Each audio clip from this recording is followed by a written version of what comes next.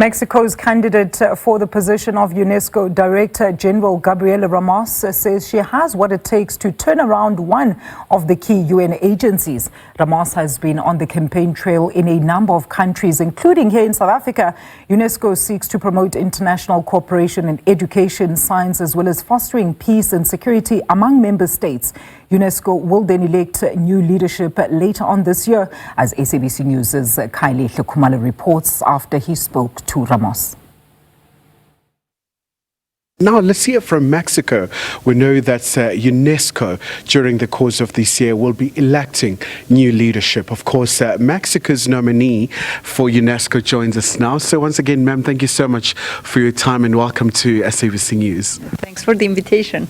Fantastic. So obviously, we think about UNESCO, a very key entity, especially because when one goes through your campaign, you talk a lot about global equity, innovation, making sure that you address all these issues when it comes to education and cultural identity. Let's look at your vision for UNESCO.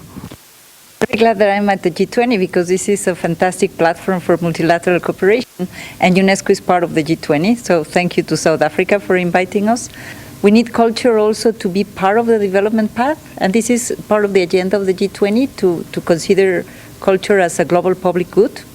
But we are also living in a world where science, artificial intelligence, emerging technologies are moving at a very, very fast pace. And therefore, we need ethical guardrails. And UNESCO has been a leader in that domain. And that's why when I talk about innovation, my second I, I'm looking into that. Not only advancing the technologies and profiting from them, but shaping them ethically so that they deliver to what the G20 presidency of South Africa is talking about in terms of solidarity, equity, and sustainability. And the third I is about impact. We can talk a lot.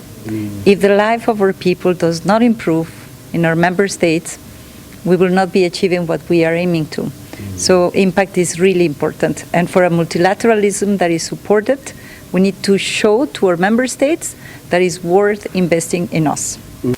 And certainly, because especially, when we look at UNESCO once again, well, when you talk about the issues of cultural identity, it's a very key entity, but also amid a very concerning situation where the resources are shrinking globally. What can you do in terms of transforming the role of UNESCO to be self-sufficient in terms of its funding, but also supporting the member states in terms of making sure that education is accessible to as many people as possible, especially when you look at the context of Global South and many other countries as well?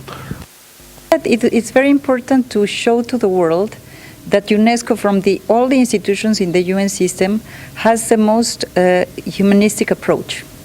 Because thankfully, we're not in charge of trade. We're not in charge of investment. This is for other institutions. We are in charge of three pillars of what define us as humans. Education for our full potential, culture for shared knowledge and diversity, and science, collaboration on science. So I feel that it's very important through this campaign also to enhance the value of these elements of UNESCO for the world. And if you have a strong UNESCO that can invest in education, that can bring to the Global South all these fantastic developments that scientific endeavors had allowed for us, it will be delivering for good. So it's very important that people understand that there are very high stakes in the decision of who is going to run UNESCO, because these elements are so important for the well-being of our people. So definitely the stakes are very high. And how's the campaign trail been? I've seen that you've been to India, you've been to Sri Lanka, now you're right here in South Africa, and you got the endorsement from the Mexican president, so a female leader as well, and here you are as well. So I would imagine that's quite an honor for your country. Well, it's quite an honor for me.